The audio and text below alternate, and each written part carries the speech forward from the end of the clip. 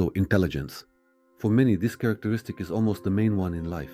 Many want to be smart, although most cannot even properly articulate what it means to be smart.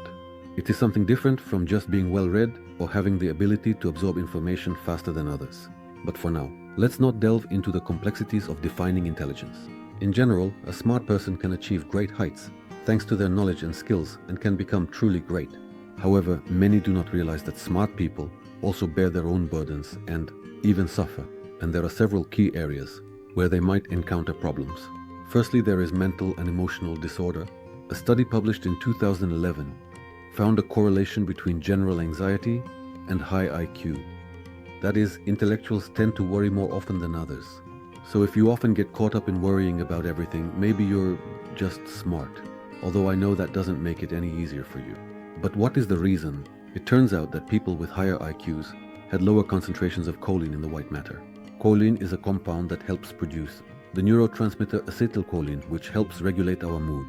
Another study showed that smart people are at a higher risk of psychological and physiological overexcitement, which makes sense. After all, if you are constantly anxious, then psychologically you are also constantly aroused. Anxious thoughts are constantly spinning in your head, which are very difficult to get rid of.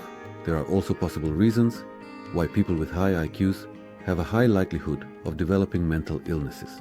Because let's be honest, nobody likes smart Alex.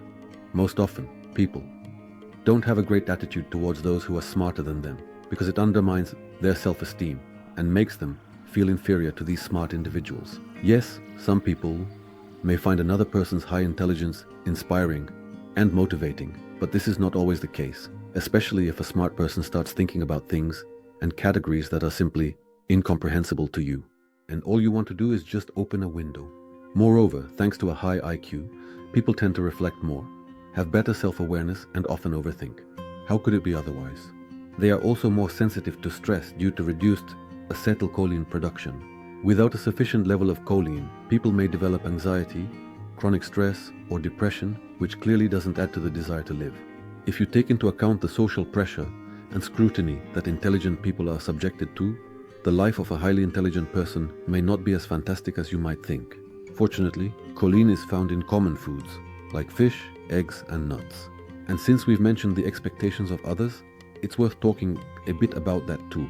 An intelligent person is expected to get straight A's in school, a red diploma in university, and a Nobel Prize in adult life.